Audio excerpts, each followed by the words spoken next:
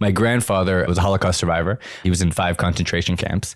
And I mean, he never even talked about it really to my dad. He had his numbers removed. It was something that he just did not want to talk about. But when I was like 10, I went with my brother to Montreal and he like just poured out his whole story. The moments when he was in one of the camps and like a box broke, and at that moment the soldier was going to kill him, but then his cousin who was there too was like a watch fixer, so the soldier remembered that his cousin had fixed his watch, so he spared his life. And I always think like, oh shit, that could have been me not existing essentially.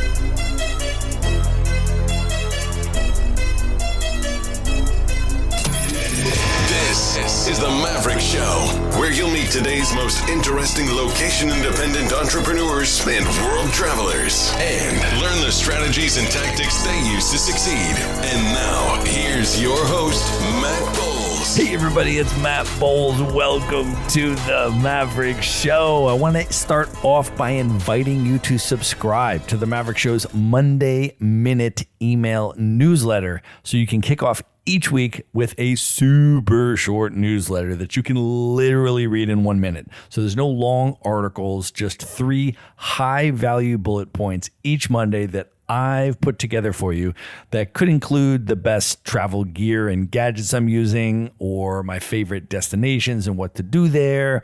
Could be epic experiences and events I'm attending around the world that you could attend as well.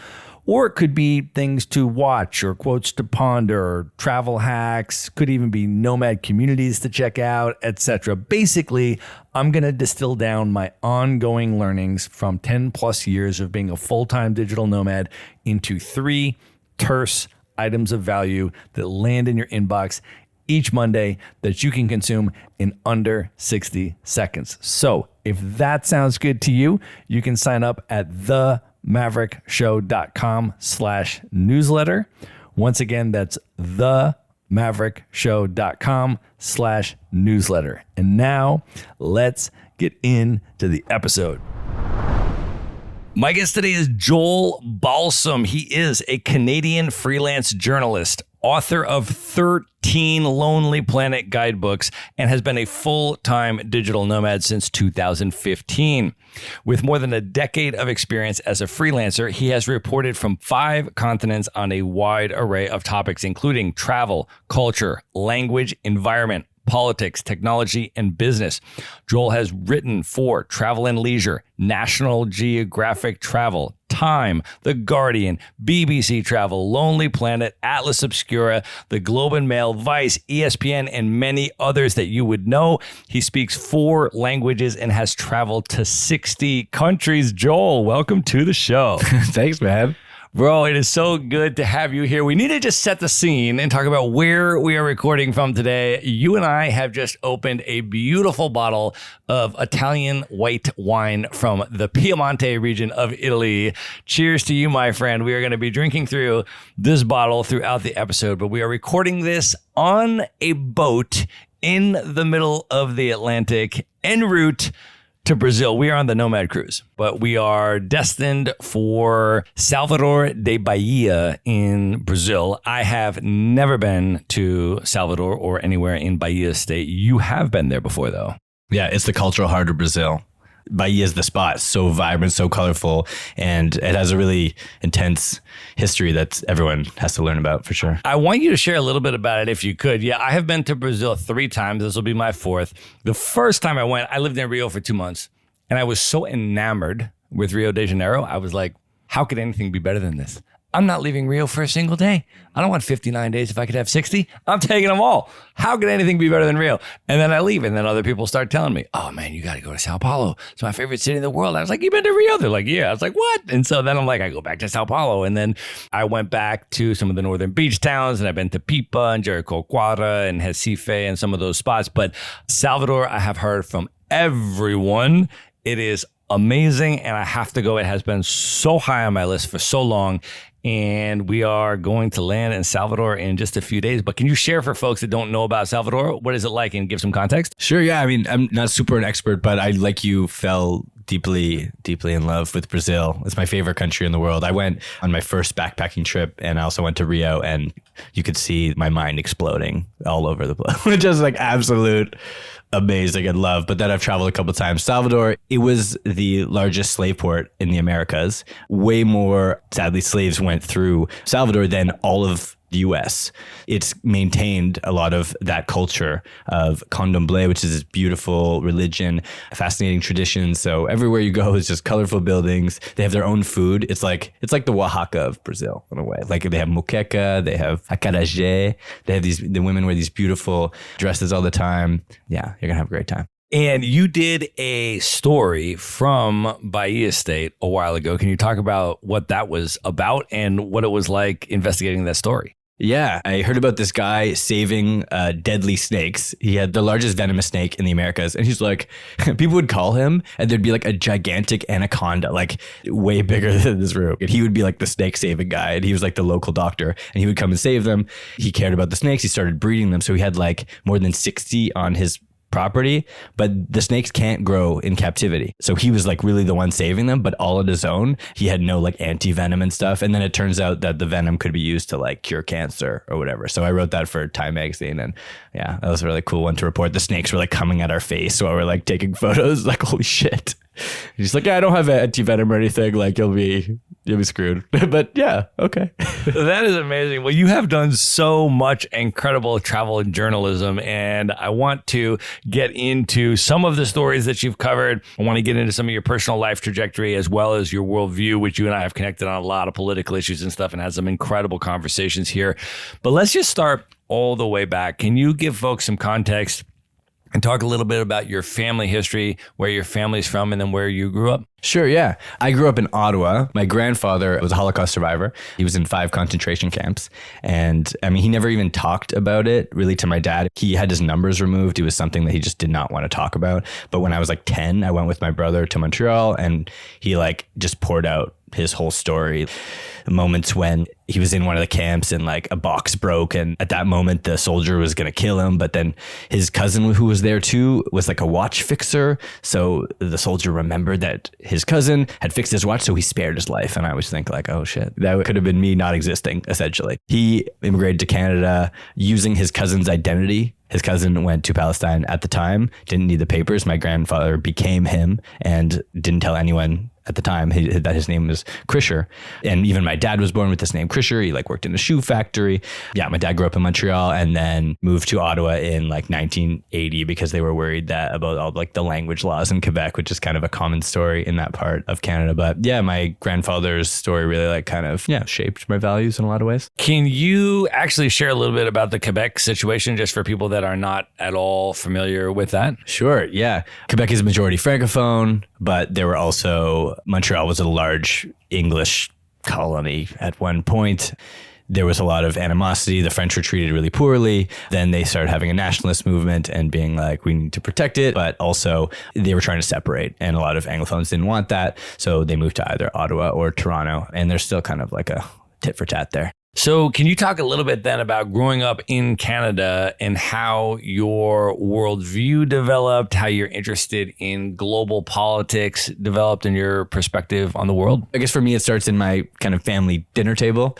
I had 2 older brothers, and my dad, being the son of a Holocaust survivor, was quite angry at the world. I think he didn't want to be like his dad. Like he felt like they were abused, and he wanted to come out of poverty, which he kind of successfully did. He moved into the middle class, but he was angry at everyone. And it made me want to like, and then he would always like antagonize us. And we were all like, my mom was extremely caring. So we were all like curious about the world and things like this. And he'd be like, kill them all or something. And it would make us so angry, but it'd make me want to like prove him wrong. It would make me want to find the truth. It would make me want to like speak and be like, no, caring is better. Like, so I think that's one of the reasons that I wanted to speak and be a journalist. You and I have connected about the role of hip hop early in our lives in terms of raising political consciousness and the impact that played. So can you share a little bit about how you came across hip hop and what impact it had on you? Yeah,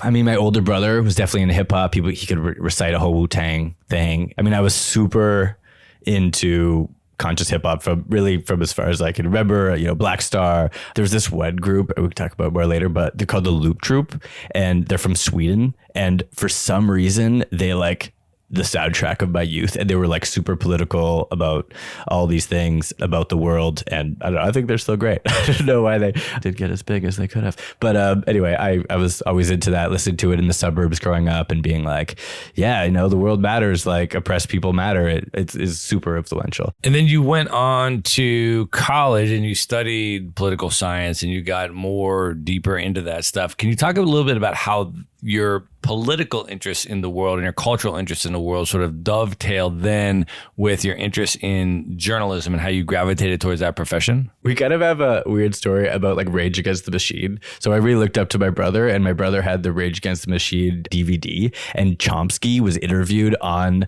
the thing, and it completely like changed his life. I also like Chomsky, but actually it made me not want to study journalism because it's propaganda and manufactured consent and all that stuff. So I first went to school and I just took political science after 1 year. And then the second year, I'm like, maybe I should just like, sorry, Chomsky, but like, maybe I could do, it's what I actually like and I want to do. Like I knew that I always wanted to do that. I think I have seen the specific one that you're talking about, because I want to say that Zach De La Roca interviewed Chomsky about the Zapatista uprising in Chiapas in Mexico. I want to say if it's the same one that I'm remembering. And I was studying the Zapatista writings very closely. I was actually in Chiapas in the autonomous communities back in 2000, and I celebrated the 6-year anniversary of the uprising with them in Opentik and the Lacandon jungle and all that kind of stuff. So I have come across a lot of that as well. Incredibly powerful.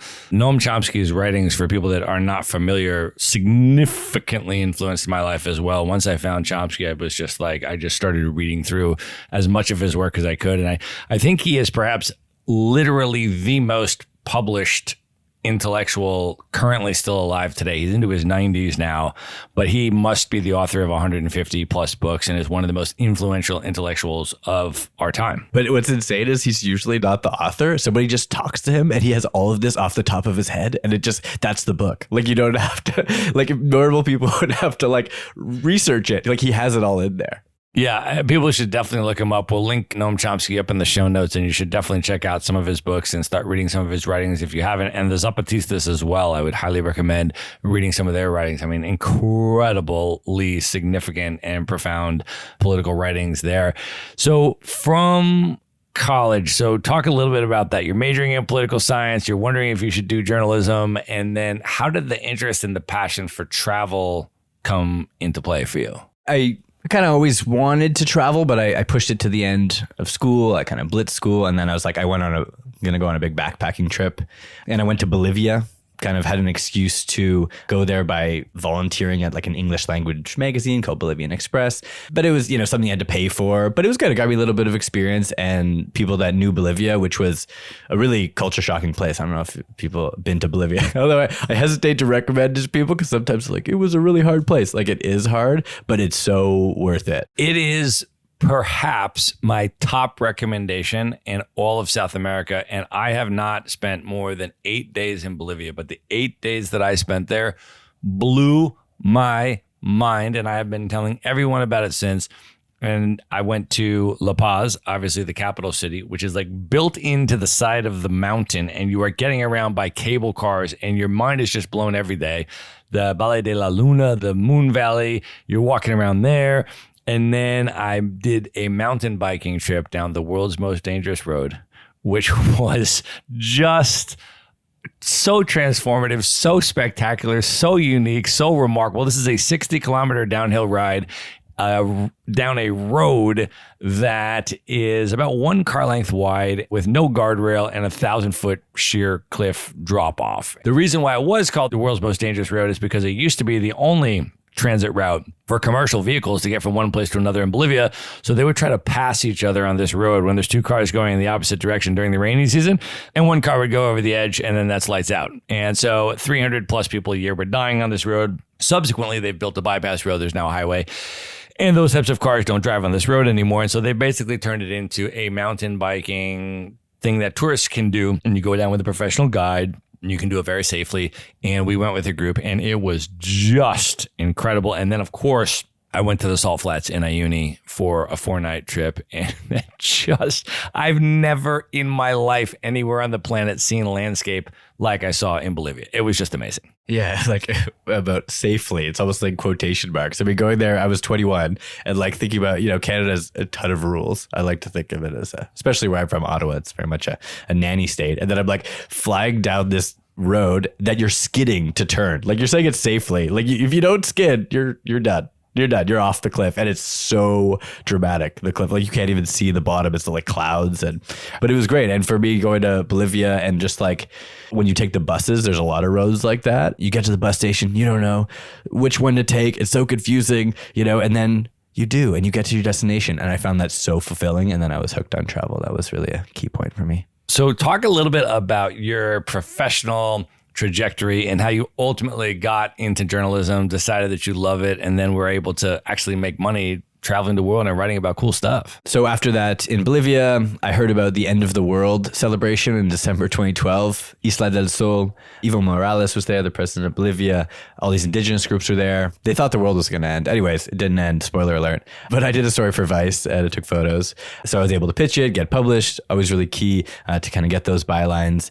I kept traveling. Then Brazil blew my mind, interned at Vice, quickly worked for 9 months at a weekly newspaper, found that way too local and wanted to see the world.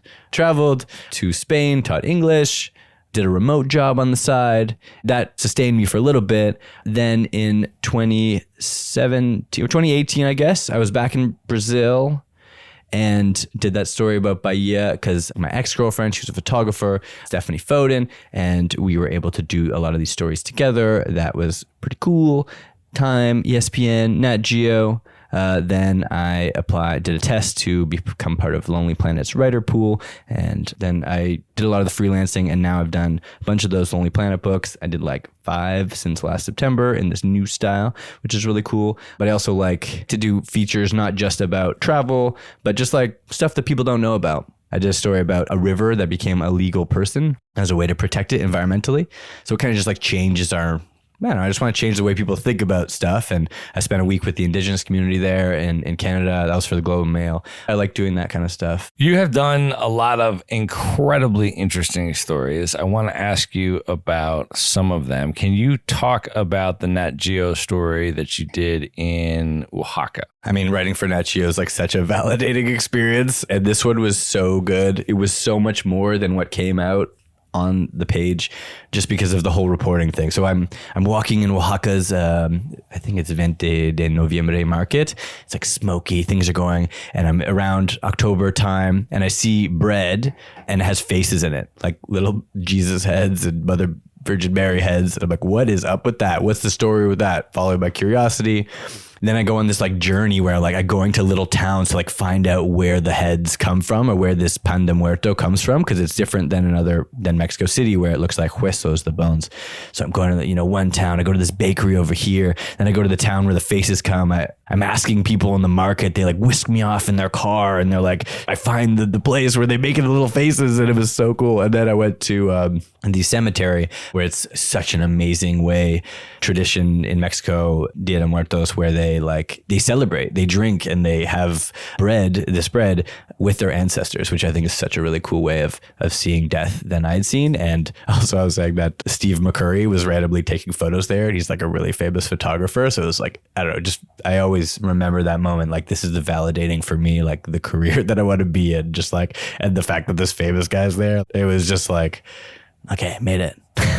You have gotten to write some incredibly fascinating stories. Can you talk about the one that you wrote in the Amazon about surfing of the tidal wave? Yeah, so that was a big one because I hadn't done any stories since that Vice story. So this was back with Stephanie in Brazil. And we heard about this thing called the Pororoca. It's like a tidal bore wave. So once a year, sometimes twice a year, but it's biggest, I think, once a year in March, the moon makes the Amazon River create a tidal bore wave. It's called a big wave in the opposite direction of the sea. And these crazy surfers want to go ride it. One guy was like surfing with his dog on like a stand-up paddleboard. So we went in the Amazon for a week, sleeping in the hammocks.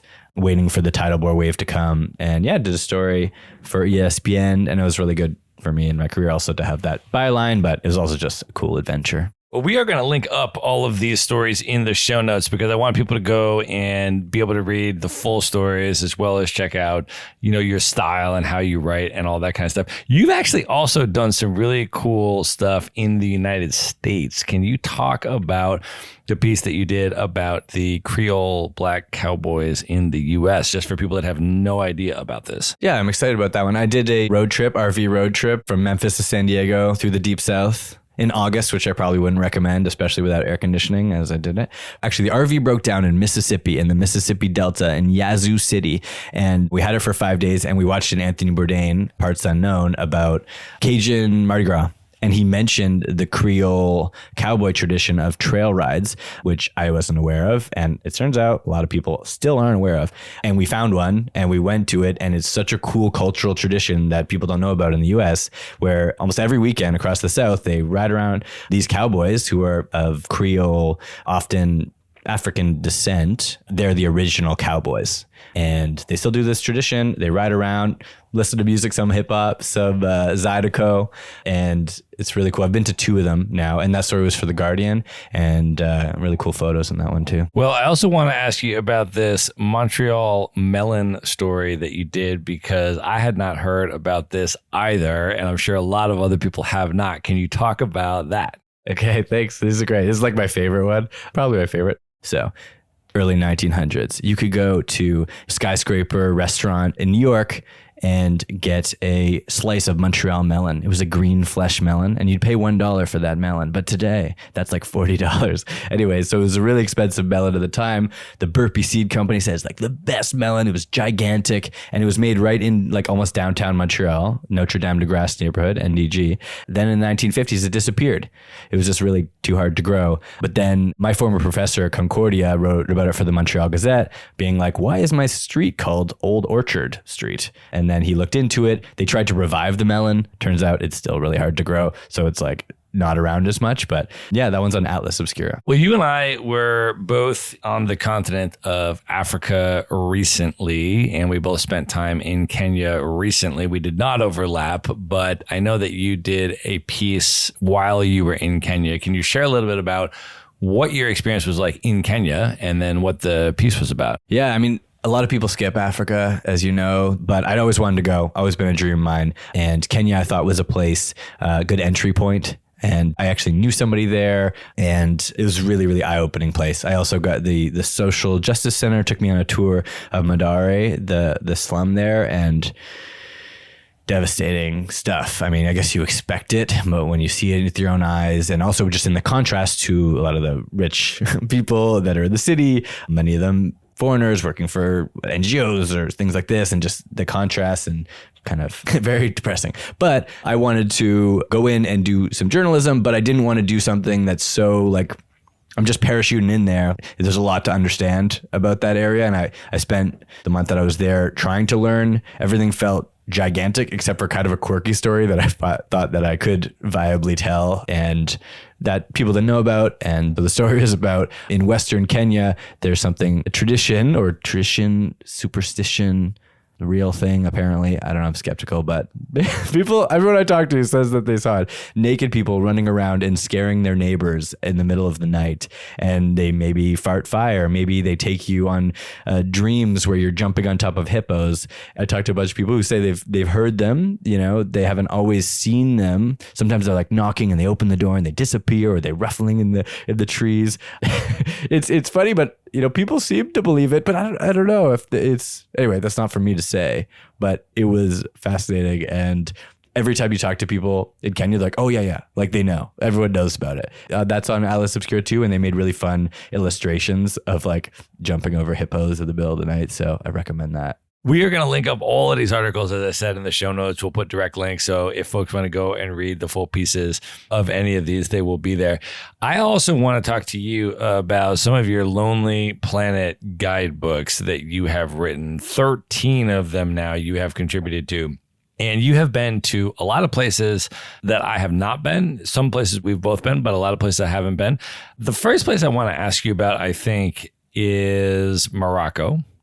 Can you share a little bit about your experience in Morocco, the regions that you were specializing in and writing about? And for folks that haven't been there, what were some of the highlights or things that stood out that you might recommend put people onto? Sure, yeah. I mean, I grew up also, my first backpacking trip had Lonely Planet, so it was a dream for me. And Morocco was my first one. I'd been twice before when I was living in Spain, traveled a bit, so they gave me a chance at doing that. There's like 5 writers that do it. I did all of Morocco. I did essentially from Tangier all the way to Algeria. So Tetuan, Chefchaouen, the north, so it's called the Rif Mountains and the Mediterranean coast. I love Morocco. I love it. I'd been before. There's such when you're walking through, people are trying to hustle you, but you could have fun with it. In other places, like in India, they kind of get mad at you if you negotiate them low. But in Morocco, they're hey, Berber price. And as long as you can kind of go back and forth and have fun with it, it's a lot of fun. I also had Ceuta and Melilla in my chapter, which are pieces of Spain inside of Morocco, which most people don't know exists. I think it's what the hell is that doing there? But they've been there for a long time too. And you go there and it's Spain, but in Morocco, it's very weird. But for me, that's my favorite parts of The Lonely Planet is talking to people, understanding the political, cultural history. And that's the best way to do it. Yes, read in books, but going there and talking to people is the best. And I have an excuse to randomly talk to people there. I mean, usually I'd be I go to a bar and talk to people, but I wouldn't recommend the bars in Morocco. They don't have that many and, no drinking society. Well, I also want to ask you about one of the places that you wrote about for Lonely Planet that I have not yet been to, which is Armenia. Can you share a little bit about that? I was in the Caucasus. I have been to Georgia. I have been to Azerbaijan. I have not been to Armenia. So can you share a little bit about that and maybe some highlights or things you'd put people onto that want to visit there? Yeah. Thanks. I mean, thanks for asking about that one. I've done 2 of the books now on Armenia. I first did it because they were trying to incorporate me more with Lonely Planet. They gave me that one. I guess, nope, I don't know. Nobody wanted. I hadn't been, which, normally they're trying to get somebody who's a local and has experience. But now I really know. I really know Armenia. I thoroughly explored that country in that first visit for 2 months. I've explored way more than Canada. Anywhere, I'm going to the tiniest towns and the border towns and talking to people about it. And then I just did it again now in the new style. So I completely rewrote it. Armenia, I mean, it's the world's oldest Christian nation. I mean, it was the empire at the time, 301 AD. So they have super old monasteries, but they're also a super resilient, have a really strong national identity, really strong culture in terms of the food, their dancing. And then in every part of the country is really interesting natural stuff. It's I know people go to Georgia more, but give Armenia, check it out. It's really interesting. And their political history is just fascinating and crazy. Should I get into that? Yeah, I would love for you, if you'd be willing to share. I mean, it's super important, but I would love for you to share a little bit about, some of the nuances and what you found, spending time there and researching it.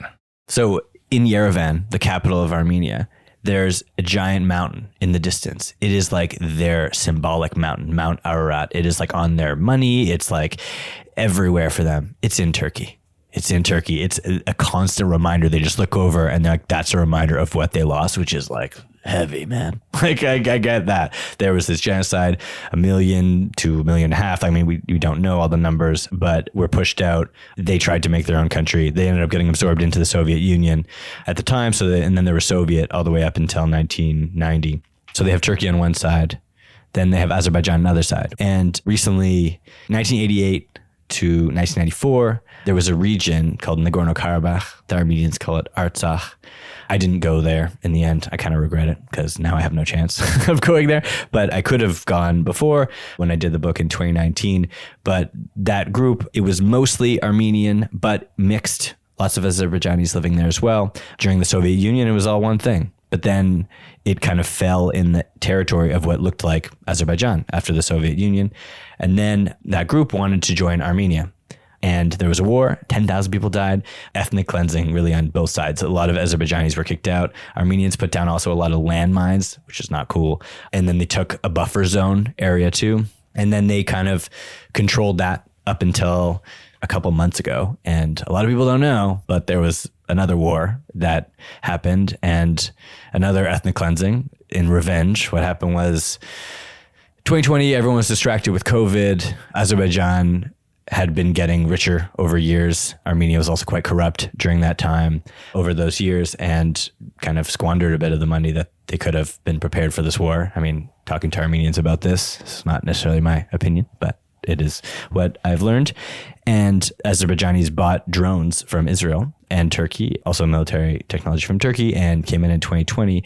And they attacked Armenia, and Russia had to come in and kind of put a buffer to make a peace situation to stop the violence. Armenians were able to maintain Stepanakert, which is the capital at that time, but they lost quite a lot of other territory. It was considered a defeat, but it wasn't really solved. Then in 2022, some environmental activists, they said, blocked the main road that brought food and aid and Red Cross stuff, all kinds of everything from Armenia into Nagorno-Karabakh. But they weren't actually environmental activists. They were really Azerbaijan. And they blocked the road.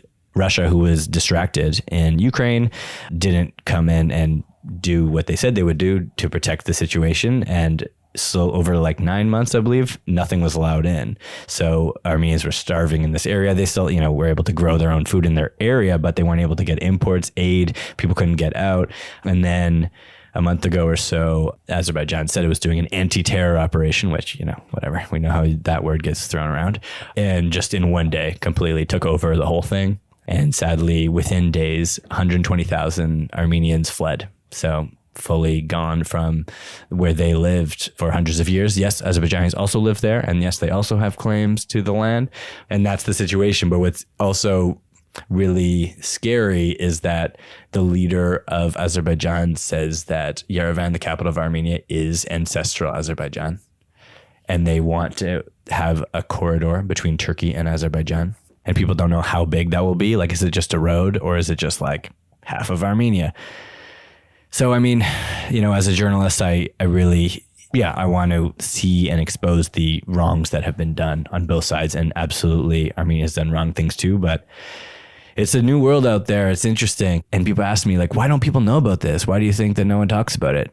I really just simply, people don't know where Armenia is or what it is. I don't think it's a conspiracy. I just think they don't know. And it's Russia's backyard, Yeah. I mean, I think there's a lot of places like that in the world. I mean, I did an episode a little while ago about the genocide in Tigray in Ethiopia that was happening over the last few years. And a lot of people don't know about that at all. And I had a podcast guest on who's a friend of mine who's Ethiopian and one of his parents is from Tigray. And we talked about it for a good portion of the episode. He and I had also gone to Rwanda together. And so we talked about that context of that genocide and then what was happening in Tigray. But I mean, this is why we have these conversations, right? I mean, this is one of the things I'm trying to do with the podcast is interview people that have traveled to different places, understood different things, and sort of raise awareness about some of these things so folks can look more into that. So I definitely would encourage people to, to Google and start looking into that situation for sure. Another region I want to ask you about, which also is important to understand in terms of the recent political context, is the Western Balkans region. You have done a very deep dive into Albania and Kosovo, which I have spent a couple months in the Balkans, but I have not yet been to Albania or Kosovo. So I've been to Serbia and Bosnia and Croatia and Montenegro, and I have not yet been to Albania or Kosovo, both super high on my list. I've had Albanians on the podcast and I have standing invitations to come. And so very, very high on my list. But for me and others that have not been to the region, would love to hear about your experience and reflections as well as any highlights. Hey, there's a funny moment on this boat on Nomad Cruise where there was Albanian and a Croatian and Serbian and a Slovenian, and they all took a photo and I was like, I want to get in here. Like, I just want to go get along, guys. I mean, but don't. Anyway, they were all chill. It's all good. Yeah, I mean, as you said, it's really important to travel to not just the Italy places, the places that to go to somewhere that I don't really know that much about. And especially if you're interested in politics, which sounds like people have listened to your show are, the Balkans is a key place to go for that. First time I went, 2015, I randomly went to this music festival in Montenegro, and then I just backpacked the area, and it's super small. So you can easily go from one to one. And I went to all of them, Bosnia and Serbia and Macedonia. And anyway, so I went to Albania and Kosovo. I had a car, drove around for over a month, and people are so honest and nice, and I felt so safe. I could, obviously walk around with my wallet in my back pocket. I had a rental car. I was trying to connect the places that I was going from Berat all the way to Gjirokastër. I looked on Google Maps. I'm like, okay, I should take this road, but then people were like, oh no, you shouldn't take that road. So anyway, I looked it up, and I quickly look up and I see a blog, and it says this is the correct road. And I get on the road, and it's not the correct road. Blogs. Anyways, I destroy this car. Oil is leaking from the bottom of this car. I'm denting the front bumper. It's just like, and it happened. It's like 2 hours on this awful road. Anyways, I'm like leaking oil as I get into Gjirokastër, and I make it to the mechanic. So honest and cheap. I ended up paying like 200 euros for the whole thing, and 60 euros of that was just the oil. No one was hustling me. It was just like, here, they're so honest. So what were some of the highlights for folks that want to go visit Albania, they want to go visit Kosovo, they want to travel there? What would you recommend for them? So like last year was the year of Albania. It was weird. Everyone was asking me, go to Albania. Like everyone in Europe wanted to go. It's like I literally overheard a German say like, I went and I looked on a map and I chose it. And it's like, I discovered it, but then I'm here. It's like, what colonial mindset? Anyway, but it's like, you didn't discover it, okay? It's been here the whole time. The problem was up until they had a really intense dictatorship, Enver Hoxha, who didn't let anyone in or the people out, and they weren't even like, he was getting in fights with everybody. He wasn't even hanging out with the Soviet Union at the end, or China. They were like, oh, Mao, and then they ended up isolating themselves until he died peacefully, interestingly. But then the people revolted, and then they sadly in like 96 had like this Ponzi scheme that like caused a lot of people to lose all their money. So they've had a rough go in the last very recent history, but they're on it now. Everyone's going. So anyway, as a traveler, a lot of people go to, everyone's seen like an Instagram reel in like Samil or Saranda, which is easy place to get to from Corfu in Greece, the island. Everyone's seen the same video. The beaches are beautiful in Albania, but like everyone else is going. So if you don't want like an insanely crowded beach, like do yourself a favor, rent a Volkswagen or something from some guy and drive up the coast. There's really beautiful beaches. If you do go to that area, Ksamil and Saranda, don't miss Butrint. It's like a gigantic ancient city where like 4 civilizations lived in, and everyone's like, I didn't even know it was there. It's like the key thing, but everyone just goes to the beach. I don't know. It's like, I don't know. I'm not the biggest beach guy, but it's part of the experience. But you can also go to the Butrint. And then I would say the Peaks of the Balkans trail is this like amazing trail that allows you to go from Kosovo to Montenegro to Albania in like 2 weeks, or you can do it even less. I think it's the best to start from Peja and Kosovo. You can easily get from one to the other. They're both Albanian people, but Kosovo was part of Yugoslavia, whereas Albania was in the Enver Hoxha thing. So they're a little bit different, but they still feel very similar. So yeah, I would say you could just beautiful hike, beautiful forests, or you can go to Shkodra, which is this like bike city. They're really into biking. Anyway, it's cool. And then you could do this loop, a few days loop, the Valbona trek. Yeah, it's all there in the upcoming Lonely Planet book, probably next year. All right. Well, we are going to link up all of the Lonely Planet books that you have out already, and then folks can be on the lookout for your upcoming work. All right, we're going to pause here and call that the end of part 1. Everything we discussed in this episode will be in the show notes. So you can just go to one place at themaverickshow.com. Go to the show notes for this episode. There you will find direct links to everything we have discussed on this episode. And remember to tune in to the next episode for the conclusion of my interview with Joel Balsam. Good night, everybody. All right. I hope you enjoyed that episode. Just a final reminder to subscribe to the Maverick Show's Monday Minute email newsletter. No long articles here, just 3 bullet points that I put together for you and drop into your email inbox every Monday that you can consume in under 60 seconds. You can subscribe at themaverickshow.com/newsletter. Again, that's themaverickshow.com/newsletter. Be sure to visit the show notes page at themaverickshow.com for direct links to all the books, people, and resources mentioned in this episode. You'll find all that and much more at themaverickshow.com. Learn how Maverick Maverick Investor Group can help you buy cash flowing rental properties in the best U.S. real estate markets, regardless of where you live. Schedule a free phone consult today at themaverickshow.com/consult. Now you can buy rental properties with tenants and local property management in place, so you don't have to be a landlord or a rehabber. To get your questions answered and discuss how Maverick Investor Group can help you meet your real estate investing goals, schedule your free phone consult today at themaverickshow.com/consult. If you like podcasts, you will love audiobooks, and you can get your first one for free at themaverickshow.com/audiobook. Whether you want the latest best-selling novels or books on investing, business, or travel, try your first audiobook for free at themaverickshow.com/audiobook.